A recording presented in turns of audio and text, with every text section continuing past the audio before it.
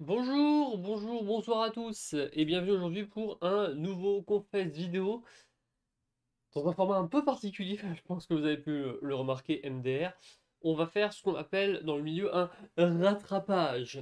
Alors c'est la première fois que je vais faire ça, on va rapidement revenir sur un peu tous les points que vous pouvez voir sur ce énorme sommaire. Mais il faut savoir que cette vidéo sera séparée en deux parties. Une partie où on va revenir vraiment à 100% sur les épreuves, donc ce sera beaucoup moins intéressant concernant le jeu. Et donc bien évidemment je vous invite, si vous n'êtes pas intéressé par les épreuves, à passer à la prochaine partie du rattrapage que je vais tourner certainement dans quelques instants dès que j'aurai terminé de tourner ça. Mais du coup là on va parler vraiment que des épreuves et du coup c'est pas forcément très intéressant parce que vous avez certainement peut-être déjà suivi les épreuves. Mais avant toute chose, avant de démarrer en parlant des épreuves, on va bien évidemment parler de quelques petits points importants que j'intègre dans cette partie-là. Pourquoi j'ai une perte de motivation qui est présente sur cette ORG depuis pas mal de temps et, et du coup par extension, pourquoi un rattrapage? Et puis ensuite on reviendra bien évidemment sur toutes les épreuves. Comme vous pouvez le voir, les épreuves sont totalement classées dans l'ordre du jour 9 au jour 19. Bref, je suis Lange et on va tout de suite revenir sur tout ça ensemble. Première partie, la perte de motivation. J'ai une perte de motivation sur cette saison et je pense que ça s'est vachement remarqué par rapport à toutes mes autres participations sur d'autres RG, que ce soit sur Salvivor, sur LKS, sur Uchronia, même sur la GC6. J'étais quelqu'un qui était beaucoup active et qui était très active. Et sur cette saison, je n'arrive tout simplement pas à rentrer dedans. Je n'arrive pas à prendre plaisir à jouer. J'ai du mal à être dans le jeu. Et ça se ressent parce qu'on le voit dans mes confesses, je parle beaucoup moins. Certes, quand je parle, j'essaie de dire un maximum de choses, mais je parle pas beaucoup, je trouve, par rapport à d'habitude. J'essaie beaucoup moins de social et tout. En fait, j'ai pas la même vibe que j'avais à l'époque avec la GC6. Et c'est horrible parce que j'étais très hypé par la saison, mais je ne suis plus autant à fond dedans que la GC6. Peut-être parce que, comme je vous en avais parlé lors des premiers confesses, ben, certaines choses ont disparu, comme la survie, d'autres choses sont peut-être un peu moins. J'aimais beaucoup l'aspect talisman de la GC6. C'était un, C'était ce qu'on appelle un twist un peu original, quoi. Et ça changeait de ce qu'on pouvait voir d'habitude. Et j'ai beaucoup de mal, du coup, à participer à des saisons qui sont, sur le papier, beaucoup plus classiques et surtout qui sont je sais pas, qui ont un peu moins de personnalité. Je sais pas comment expliquer ça parce que je, je, je- il y a un travail de taf sur cette GC6, sur cette GC All-Star. Je sais pas s'il est aussi puissant que là sur la GC6. Je suppose qu'il est plus fort quand même que la GC6. Mais malgré tout, j'arrive pas à rentrer dedans, j'arrive pas à apprécier le casting, j'arrive pas à apprécier mes interactions avec les gens. J'ai l'impression de voir que des points négatifs partout, alors qu'en vrai, vous le verrez avec les épreuves, je suis pas aussi négatif que ça. Et du coup, avec cette perte de motivation, je prends pas autant de plaisir, quoi. Et c'est d'autant plus horrible que je vais pas le cacher, mais j'ai failli abandonner il y a quelques jours parce que je crois que c'était au jour 16, je crois, je sais plus exactement quand, mais j'étais pas dans le mood. Voilà, j'étais pas dans le mood, j'étais pas.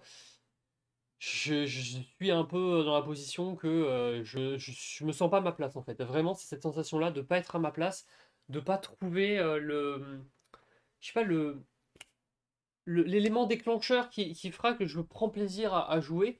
Je sais pas ce qui manque, je sais pas. C'est vraiment la première fois que j'ai cette sensation-là en ORG de juste pas être à ma place et de pas trouver vraiment plaisir en fait. Parce que vous savez, même dans les saisons où j'étais en difficulté, même si j'étais en difficulté, bah, j'arrivais quand même à trouver plaisir à jouer, à tenter de m'en sortir. Là, j'ai pas l'impression de pas m'en sortir. Certes, je m'en suis pas sorti sur certains tours, mais j'ai pas non plus l'impression d'être en galère complet. Et malgré tout, je sais pas, j'ai pas l'impression d'être lancé, j'ai pas l'impression d'être positionné, j'ai pas l'impression d'être là, quoi. Et du coup, ça explique pourquoi je fais un rattrapage.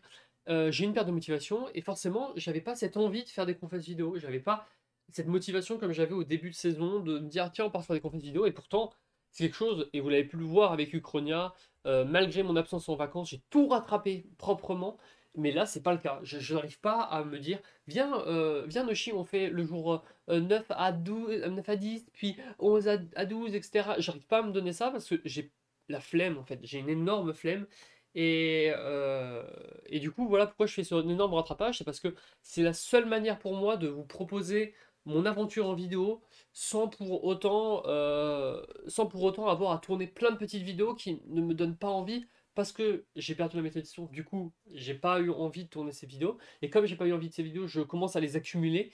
Et la seule manière que j'ai de rattraper ça, c'est via ça.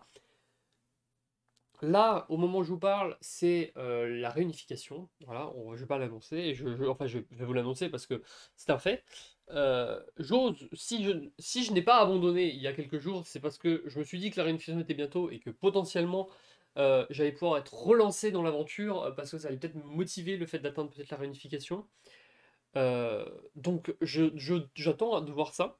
Et j'espère que ça va arriver. Voilà. Donc du coup, voilà pourquoi je fais ce rattrapage. Vraiment, c'est perdre de motivation en espérant que tout ce qui va arriver, comme la réunification, le fait de retrouver tout le monde, le fait de commencer à avoir des stratégies entre couleurs, mais aussi entre petites équipes de chaque couleur, ça va peut-être relancer tout ça. Et j'attends que ça parce que là, je ne suis pas rentré et j'espère vraiment pouvoir rentrer. Du coup, on va pouvoir maintenant parler des épreuves. Comme il y en a eu beaucoup trop dans l'espace de 10 jours, et comme vous pouvez le voir, mon planning le valide, c'est qu'en fait, on a un rythme vraiment très effréné de quasiment une épreuve par jour. Quasiment, parce qu'il y a certains jours où c'est un peu ralenti, ou d'autres, c'est pas le cas. Donc on va pouvoir revenir sur tout ça avec les meilleures, les moins bonnes épreuves, celles que j'aime bien, celles qu'il faut critiquer, etc. Bref, on commence immédiatement avec les radeaux, qui est une épreuve que j'ai adorée. Vraiment, j'ai adoré cette épreuve. C'était trop plaisant d'être à fond dedans en mode ok, on cherche des images et tout. Et c'est d'autant plus frustrant de me dire j'aurais adoré être en GC6 et d'avoir une équipe qui ne connaissait pas l'épreuve et qui doit s'organiser pour cette épreuve. Ça aurait été génial. Du coup, là, cette sensation de. J'ai trouvé un plaisir, vraiment, cette épreuve, j'ai vraiment adoré. Et en même temps, bah, je suis frustré parce que je me dis, ah, tout le monde la connaissait, du coup, il y a des gens qui ont pu faire des strats plus avancées parce que forcément, ils connaissent déjà l'épreuve, alors que moi, non. Et du coup, j'étais en mode, ah, voilà. J'ai pas regardé les autres saisons de la GC, donc j'aurais pu, et du coup, ça m'aurait permis de voir qu'il y avait justement des épreuves comme ça. Mais moi, je le fais pas parce que bon, j'ai pas le temps déjà. Et puis ça me motive. Moi, je suis pas très fan de regarder les saisons quand elles sont déjà passées. Moi, j'aime bien les regarder en direct quand elles m'intéressent. Donc du coup, cette épreuve, je la découvre tardivement. Et clairement, une des meilleures épreuves. J'étais vraiment trop content de la découvrir. C'était un bon moyen, un bon truc. Le seul truc que je reproche un peu, c'est peut-être que toutes les photos étaient un peu trop simples. Ça aurait été sympa d'avoir des photos un peu plus dures ou un peu plus tricky à obtenir, afin de pas juste, ça se joue pas juste à quelle équipe a fait le meilleur temps, mais vraiment à quelle équipe a pris le temps d'essayer de trouver toutes les photos, parce que bah, forcément, on n'a pas, la possibilité de prendre toutes les photos. Ça aurait été bien de, par exemple, avoir un chrono limite de 2 heures, par exemple, et au bout des 2 heures, on bloque, et si vous n'avez pas trouvé les photos manquantes, c'est fini. Mais le format marche. C'est-à-dire que je pense que l'épreuve n'a pas besoin de modification parce que ça marche, c'est plaisant et ça change parce que c'est pas des épreuves où on reste devant notre PC, on fait des trucs. C'est vraiment des épreuves où il faut bouger. Et ça, c'est bien. J'adore. Vraiment, je suis vraiment trop fan. Et ça manque cruellement dans les ORG, je trouve, des épreuves où ça se passe comme ça. Où par exemple, on a une épreuve où il faut, je sais pas, prendre une. Faut trouver des objets avec la lettre D dans ta chambre, ce genre de choses. Mais t'as pas le droit de rentrer des objets avant l'épreuve dans ta chambre, genre faut vraiment te concentrer sur les objets de ta chambre. Bref, vraiment trop cool. Et refaites-en des épreuves comme ça, c'est trop bien. C'est vraiment ce qu'il y a de mieux, je trouve, et c'est vraiment très plaisir. Quatrième épreuve, la grille. La grille, la fameuse grille, la grille que tout le monde déteste et enfin, tout le monde déteste, non, tout le monde ne déteste pas. Je suppose qu'il y a des gens qui aiment, mais une majorité des gens ne sont pas fans de ces épreuves-là, surtout de la grille qui, je maintiens, c'est pour moi l'une des pires épreuves en orc, parce que je trouve pas ça fun. Voilà, je trouve pas ça fun. J'aime bien m'en prendre fun pour des épreuves et c'est pas le cas avec la grille. C'est des épreuves très subjectives aussi, où malheureusement les dessins au bout, c'est aux hosts, aux organisateurs de décider si tel ou tel point gagne. Mais avant de peut-être revenir sur les critiques, on va peut-être raconter c'est quoi l'épreuve. En gros, on a une grille de, je crois, c'est 5 x 5, avec plein de petits dessins, soit des un peu durs, soit des un peu simples, soit des plus classiques. Et l'objectif, c'est de faire conserver cette grille jusqu'à la fin, donc en faisant un relais. Et en faisant ce relais, du coup, on doit décrire les cases au jour suivant, qui doit lui-même décrire au jour suivant, qui doit lui-même décrire au jour suivant, et on regarde la grille à la fin, et on compare par rapport au début, et on regarde qu'est-ce qui colle le mieux. Et bien évidemment, on gagne un point si ça colle très bien, 0,5 ça colle très bien un peu moins, et 0,5 si ça colle moyen, 25 si 0,25 si c'est bon, il y a un élément peut-être, et 0 si il n'y a rien, c'est foutu. Cette épreuve, je ne l'aime pas parce que déjà c'est subjectif et moi je suis pas fan des épreuves subjectives et c'est pour ça que par exemple je suis pas fan des épreuves créatives, c'est pour ça que je suis pas fan de la grille. Les épreuves comme ça me débecte parce que ça se joue pas sur qui est la meilleure, ça se joue à qui a la meilleure chance ou le meilleur mood de la personne qui te note. Parce que par exemple sur l'épreuve de la chanson, si le public avait eu un avis plus artistique ou différent, on ne se serait pas retrouvé avec la même chose au bout. Ça aurait été potentiellement nous qui aurions gagné. Si dans le public il y avait eu des personnes qui appréciaient plus de monde dans notre équipe, peut-être que certaines personnes auraient été un poil plus gentilles. Ça veut pas dire qu'ils n'auraient pas été objectifs, mais peut-être qu'ils auraient un peu plus donné de points à tel ou tel endroit. Et là, c'est la même chose avec la grille, c'est que si l'organisateur considère que tel point colle pas, alors qu'en vrai, ça va, et ben du coup, automatiquement, on perd des points. Et là, c'est là que je trouve que l'épreuve est mal foutue, c'est que c'est trop subjectif. C'est vraiment trop subjectif. C'est que par exemple, à certains moments où il fallait faire un damier, si la personne arrive à produire un damier, moi déjà de base, je donne 0,5 points. Parce que c'est le truc de base. Après, s'il arrive à dire, ok, le damier était de 3 x 3, et là j'ai un damier de 3 x 3. Ok, je valide un quart de point en plus, ça fait 0,5. Ok, dans votre élément, vous avez retenu que la ligne de gauche était plus petite que la ligne de droite. Ok, 0,25 en plus, et ainsi de suite, afin de marquer des points. Moi, je suis beaucoup plus sympa, en tout cas, pour donner des points. En tout cas, c'est le cas pour mon équipe. Pour l'autre équipe aussi, je trouve qu'il y a certains points qui ont été un peu arnaqués de leur part. Bref, je trouve que le barème est mal foutu, en fait. Et en fait, ce qu'il faudrait, c'est presque que tous les orgas notent. Genre, tous les orgas font une note, on prend la moyenne, et en fait, sur chaque case, on prend la moins bonne note et on l'enlève afin d'équilibrer un peu l'ensemble. Et un peu comme ils font dans le patinage artistique. Dans le patinage artistique, comment ça fonctionne? Lorsque une personne fait une figure, tout le monde note. Je crois qu'il y a un jury de. Je crois que c'est 6 ou 7 personnes. J'ai peur de dire des bêtises, mais en tout cas, il y a un assez gros jury. Et en gros, on fait la moyenne des notes du jury en enlevant la meilleure et la plus mauvaise note. Du coup, ça permet d'éviter surprises en mode oh, tiens, une personne qui a vraiment beaucoup aimé, alors qu'en vrai, c'était pas ouf.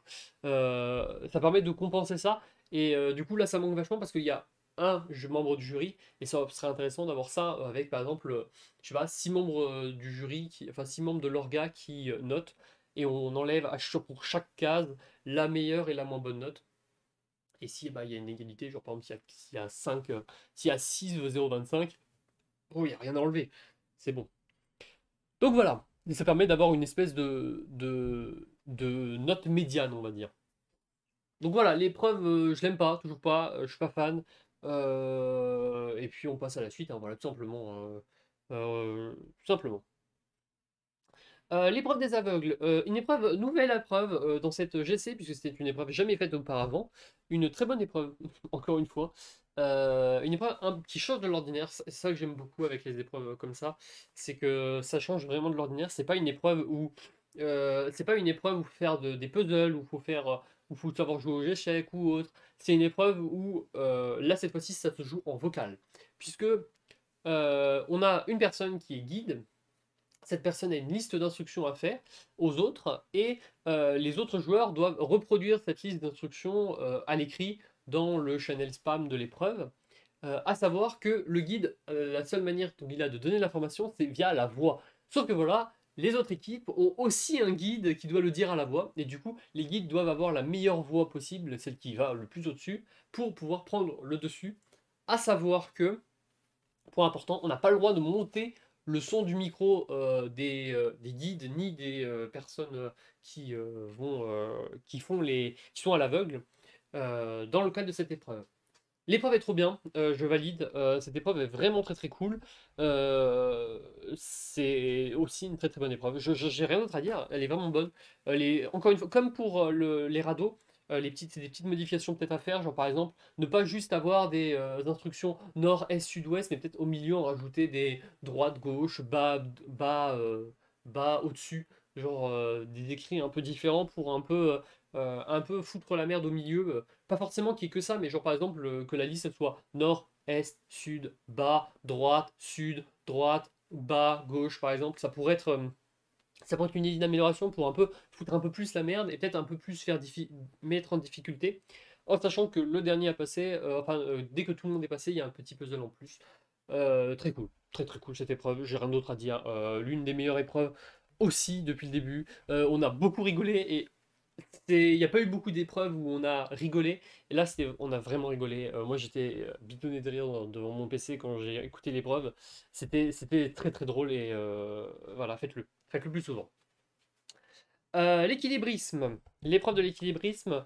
Pour le coup, le retour de l'épreuve de l'équilibrisme de la GC6 qui nous avait ouah, plombé, mais bien comme il faut, alors qu'on avait un avantage, pour rappel, sur la GC6. Le but est très simple, on a une personne en solitaire qui doit, tous les 5 questions, deviner une personnalité de koh à l'aide d'une photo d'elle, une photo officielle d'elle de la version koh. Et du coup, 5 questions à chaque fois, avec le reste de l'équipe qui doit répondre bien évidemment à cette question sans se tromper. Sinon, la personne qui a répondu doit lâcher la corde et mettre en difficulté la personne qui est en solitaire, qui est en équilibre. À savoir que si toute l'équipe a lâché la corde, c'est perdu. Cette épreuve avait quelques petites modifications par rapport à avant. Déjà, c'était un peu plus simple. Je valide cette idée.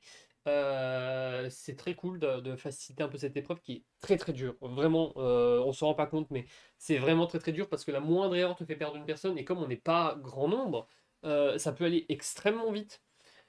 L'autre point, c'est qu'ils ont ajouté un petit bonus, c'est-à-dire qu'au bout de 8 réponses à la suite qui sont justes, on avait un bonus d'une vie.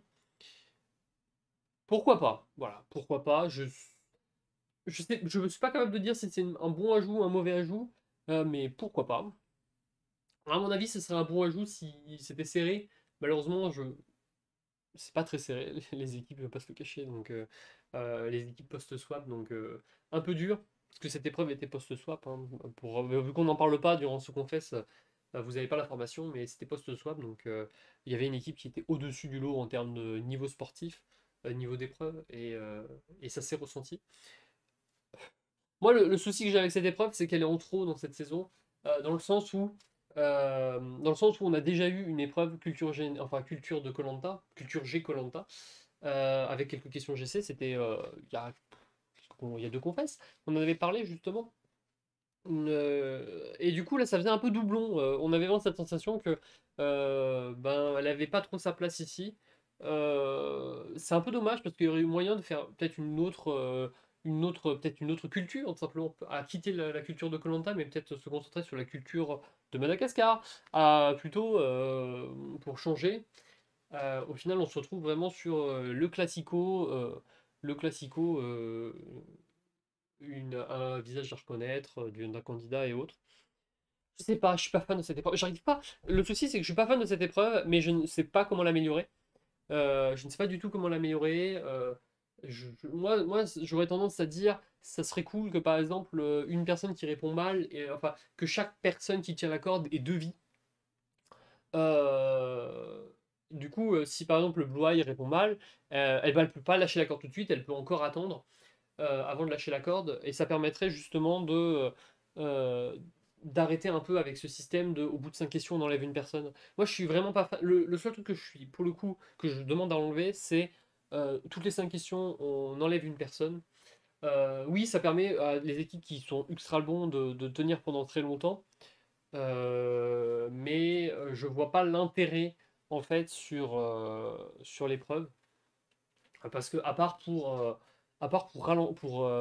rétrécir l'épreuve, parce que quoi qu'il arrive, arriver à la fin, les questions sont vraiment très très dures. Donc forcément, il y a des personnes qui lâcheront. Donc quel est l'intérêt finalement de lâcher les personnes toutes les 5 questions? Voilà. L'épreuve est pas, juste pas folle et j'aime pas l'épreuve. J'aime pas l'épreuve. Je sais pas comment l'améliorer, mais j'aime pas l'épreuve. Et, euh, et voilà. L'épreuve des pierres sous-marines. Ah, ou la fameuse épreuve de merde de Rakakax. Je ne suis pas fan de l'épreuve de merde de Rakakax. Désolé, j'enchaîne les épreuves que je suis pas fan. C'est bon, il y en a eu deux que j'ai beaucoup aimé, aveugle et radeau. C'est bon, j'ai le droit de ne pas aimer certaines épreuves. Et c'est le cas de l'épreuve de Rakakax, qui était une épreuve aussi présente à la GC6 et que je n'avais pas non plus apprécié à la GC6. Le concept est sympa du jeu de Rakakax, c'est le fait de. On a des phrases. Et on doit, en tapant des lettres, retrouver bah, les phrases justement. Donc par exemple, si je tape un A, il dit qu'il me manque tel nombre de lettres. La lettre A est soit présente, soit pas présente, un peu comme un mastermind. Soit on sait, soit le A est bien placé ou pas, et on doit ensuite enchaîner jusqu'à la fin pour trouver toute la phrase. Je suis pas fan, hein, vraiment Rakaxa. Et je suis d'autant plus pas fan que Rakaxa est présent dans le casting. Je trouve que ça, pour le coup, c'est une complète erreur. Genre, je suis... après, il y a Seb qui valide, qui m'a donné un argument en me disant oui, mais il n'y a pas que Rakaxa. Bon, Rakaxa a tiré la boule noire, mais bon, ça compte pas, on va dire. Il faisait quand même partie du cast, il aurait pu participer. C'est complètement hasard. Mais par exemple, il y a une autre épreuve, c'était l'idée de tel machin, il fait partie du cast. Je sais pas. Je sais pas. En fait, imaginez. Imaginez, je suis une énorme passionnée de, je sais pas, disons une émission random, Pékin Express. Voilà. On va dire Pékin Express pour pas citer koh. Imaginons que je suis une énorme fan de Pékin Express. J'adore la culture générale de Pékin Express et tout, je peux répondre à n'importe quelle question, vraiment n'importe quelle question. Mais je fais une épreuve en lien avec ça. Genre, par exemple, je fais une épreuve de culture G de Pékin Express pour n'importe quoi, parce que j'aime bien ça. Je participe à une saison, et durant cette saison, il y a les mecs qui se disent putain, l'épreuve culture G Kayak Express était vraiment cool, je la refais. Sauf que bah j'ai Noshin dans le casting. Bah en fait, ça sert à rien finalement, parce que je sais que je vais gagner l'épreuve. Quel est l'intérêt en fait? Et c'est ça le gros défaut que je donne, c'est que ce n'est pas une justification, c'est que dans des épreuves de ce type où on a comment dire, des personnes qui sont très fortes, puisque c'est elles qui ont créé un jeu, euh, forcément elles vont rouler dessus. C'est pas comme un jeu subjectif ou comme un jeu où il faut dessiner quelque chose, où là, les personnes dans leur globalité doivent noter. C'est pas comme un jeu de vitesse où ben, si t'es dépassé en vitesse, t'es dépassé. Là, c'est un jeu un peu comme des échecs ou autre. Si ta personne est bonne en échecs, elle roule sur tout le monde. Et Rakaka, comme il est créateur du jeu, il est forcément bon. Il est forcément plus bon que tout le reste du cast. Donc, que fout cette épreuve ici? Que fout cette épreuve-là?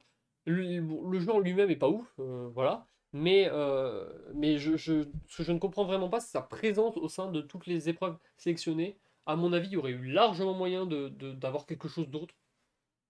Voilà, mais bon, on se retrouve dans le cas où ce n'est pas le cas. Voilà. Mais, l'épreuve de Rakakax est là. Au final, j'y ai pas participé parce que j'avais pas eu la possibilité de participer parce que j'ai eu une soirée assez chargée.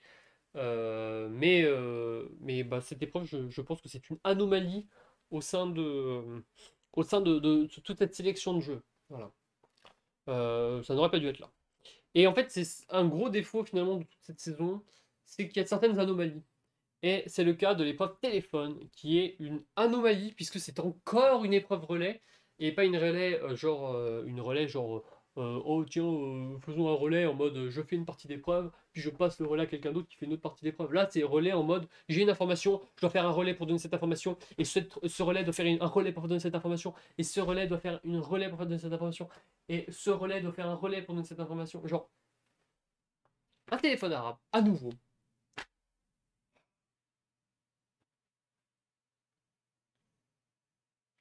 Oui, mais c'est pas le même téléphone arabe. Dans la grille, c'est totalement différent.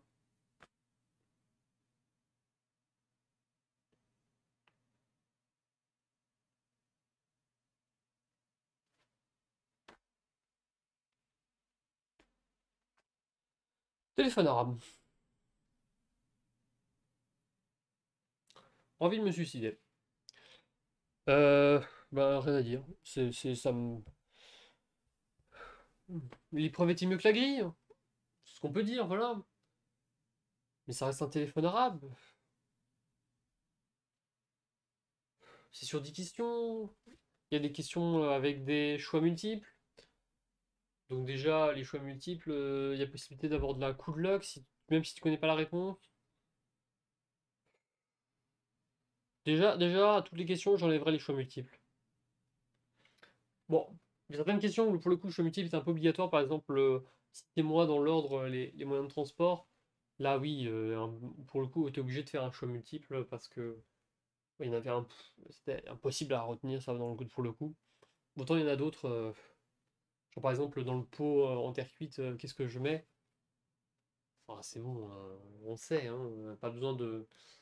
L'information est censée passer. Là pour le coup, je voyais pas l'intérêt de mettre une question à choix multiple. Mais bon, bref, tout ça pour dire que, je sais pas, c'était mieux que la grille, mais ça veut pas dire que c'est une bonne épreuve, hein. La grille c'est au bas de ma tier list. Si je dis que c'est mieux, c'est quoi? C'est un poil au-dessus? C'est un téléphone arabe, quoi. On a eu deux téléphones arabes dans cette saison pour les épreuves d'équipe. Et ben, du coup, ça montre une chose, c'est que ça manque de diversité un peu. Alors, je sais que c'est un des gros défauts des épreuves d'équipe, et c'est pour ça que moi, je suis pas fan de faire des épreuves de confort en ORG. Lorsqu'on a une saison qui est bien organisée, un peu comme il y a actuellement avec la GC, où on donne des avantages pour chaque épreuve de confort, là, il y a de l'intérêt de faire des épreuves de confort. Mais à ce moment-là, il faut que le renouvellement des épreuves se fasse, qu'on ait un peu des trucs qui changent de l'ordinaire. Et là, malheureusement, je trouve que on a eu deux épreuves de culture koh, on a eu deux épreuves en téléphone arabe. Alors oui, c'est pas le même téléphone, c'est un téléphone arabe. Faut noter, c'est plus ou moins la même chose. C'est plus ou moins la même organisation. T'as une personne qui écoute, qui regarde tout, qui transmet à quelqu'un d'autre, et à la fin, on met le dernier. Et d'ailleurs, la preuve, aux deux épreuves, le dernier était Léo. Je sais pas, c'est une preuve évidente de tout ça. Et d'ailleurs, je crois qu'aux deux épreuves, c'était Augustin qui était premier aussi, il me semble. J'ai peur de dire une bêtise, mais j'ai soudainement un flash, je crois que c'est ça, mais genre, l'intérêt est totalement limité et n'apporte rien en fait. Ça ne redynamise pas le truc, c'est pas intéressant. Et du coup, ben, c'est nul. Voilà. Par contre, la prochaine est très originale. L'épreuve, j'ai sauté du bateau. Et ben, j'adore cette épreuve. Alors, ne me faites pas dire ce que j'ai pas dit. J'adore cette épreuve dans la version qu'on a jouée. Parce qu'on a eu un aperçu de la version qui était jouée à l'époque. C'est-à-dire que tout le monde peut parler autant qu'il veut. Et l'objectif de J'ai sauté le bateau, c'est qu'un joueur ou une équipe arrive à placer J'ai sauté du bateau à la suite. Donc sur 4 messages à la suite. L'épreuve, quand il n'y a pas de règle, elle est nulle. Vraiment, elle pue la merde. Ne faites plus jamais ça. Vraiment, ne faites plus jamais ça. Par contre, avec les nouvelles règles qui ont été mises en place très rapidement, parce que sinon on allait rester jusqu'à 4h du mat, elle est vachement beaucoup plus cool et j'aurais voulu la jouer pour le coup. Parce que j'ai eu une boule noire sur cette épreuve. Euh, pour le coup, la nouvelle version, j'aurais beaucoup voulu y jouer parce que je trouve qu'elle est beaucoup plus dans le mastermind, en mode. Euh, du coup, les gens ne pouvaient pas taper deux fois le même message à la suite. Ils étaient obligés d'attendre qu'un membre de leur équipe écrive un nouveau un message. Et du coup, ça donnait vraiment des cas où on avait des j'ai sauté, une personne écrit, et si la personne remarquait j'ai sauté, elle avait moyen d'être éliminée. Et du coup, ça donnait le cas où on fait plus trop spam. On était obligé de s'organiser entre équipes en mode ok, toi tu commences à écrire, puis ensuite c'est lui, puis ensuite c'est lui. Et du coup, ça donnait vraiment des tournantes beaucoup plus intéressantes. Et il y avait par exemple des coups de pression. Par exemple, Blue Eyes a tenté des coups de pression en mode j'ai sauté du bateau, j'ai couru sur la page, mais genre en toute vitesse, plusieurs fois d'affilée. Et du coup, ça permet de créer des surprises et du coup de causer des éliminations. Genre, Je trouve que c'était vraiment un jeu très cool sur la deuxième partie le, parce que c'était beaucoup plus dans la réflexion, beaucoup plus dans la, dans la mise en difficulté des autres équipes en essayant de les fatiguer. Et du coup, comme les gens ne pouvaient plus écrire autant qu'ils voulaient, du coup, le chat est devenu vachement calme, en mode plus personne réagit. Et l'épreuve est trop cool. Vraiment, l'épreuve est trop cool. Vraiment, faites-le plus souvent. Cette épreuve est vraiment trop bien. Dans cette version-là, il y avait eu d'autres pistes d'amélioration. Donc, par exemple, euh, si un jour le jeu sauté du bateau refait son retour avec cette version-là, mais cette version-là dès le début, hein, une autre piste d'amélioration, c'était que par exemple, au bout d'une heure, si ça bloque, enlever les couleurs des équipes et ne plus permettre le changement de ce pseudo. Comme ça, les gens sont obligés de se souvenir de qui est dans leur équipe pour pouvoir ne pas envoyer des messages et ne pas foutre la merde. Par exemple, une personne pourrait parfaitement envoyer, en voyant un pseudo, dire ah putain, il est dans mon équipe. Du coup, hop, j'ai couru sur la plage. Alors en fait, il n'était pas du tout dans son équipe, il a complètement oublié. Et bah, du coup, il s'est suicidé tout seul parce que j'ai couru. Il a pas tapé le message de j'ai sauté du bateau juste avant. Voilà, c'est une idée de piste d'amélioration pour peut-être une nouvelle règle pour l'épreuve j'ai sauté du bateau parce que l'épreuve en elle-même est très cool à faire. En tout cas, moi j'ai eu un plaisir à l'observer. Donc c'est bien la preuve que c'est pas mal déjà. Si déjà le spectacle en lui-même est assuré, c'est très cool. Et du coup, on va finir ce premier rattrapage des épreuves avec le Memory Relay, qui est une épreuve qu'on avait déjà eu à la GC6 où en gros on a plein de cartes et l'objectif c'est tout simplement de retourner les paires et la personne qui retourne en plus de relais gagne. Classique, c'est une épreuve classique. Alors je suis toujours pas fan de cette épreuve dans le sens où alors c'est pas la pire de très loin. Quand je dis que je suis pas fan, c'est de comment elle est faite, mais l'épreuve en elle-même est cool. Ce que je suis pas fan de cette épreuve, c'est qu'à mon avis, il y a trop de moyens de faire des égalités sur cette épreuve. Il faut revoir le format, il faut revoir quelque chose. Je sais pas comment faire pour la rendre plus dure ou vraiment créer des erreurs, mais je trouve que il y a trop de risques que ça fasse des égalités. Cette épreuve est vraiment, je trouve, mal foutue sur ce point-là. Et surtout, bah voilà, c'est pas ouf, quoi. C'est vraiment pas ouf. Je sais pas comment on pourrait faire pour la rendre plus rapide. Peut-être arrêter le qui fait le meilleur nombre de coups et juste se baser uniquement sur un chronomètre afin de justement pousser les joueurs à la faute. Mais du coup, est-ce qu'il y aurait l'intérêt de décrire les cartes? Non, pas vraiment. Je sais pas, faut trouver une manière, faut trouver une solution. Genre, par exemple, on se base sur un chronomètre, mais à chaque paire mal trouvée, on rajoute plus 2 minutes par exemple. Et du coup, bah, ça oblige quand même les gens à décrire les cartes pour trouver, quoi, on va dire. Je sais pas. Mais je sais pas, cette épreuve, faut l'améliorer, faut faire quelque chose parce qu'il y a trop de risques que ça fasse égalité. Et du coup, c'est pas fou. C'est pas fou. Voilà, voilà. Du coup, voilà, on a fait un récap de la totalité des épreuves depuis de quasiment toute la première partie. Euh, En tout cas, du moins jusqu'à la réunification. Merci de m'avoir suivi. Je vais pouvoir m'attaquer maintenant au rattrapage, mais cette fois-ci de la partie twist, plus de quelques réflexions stratégiques.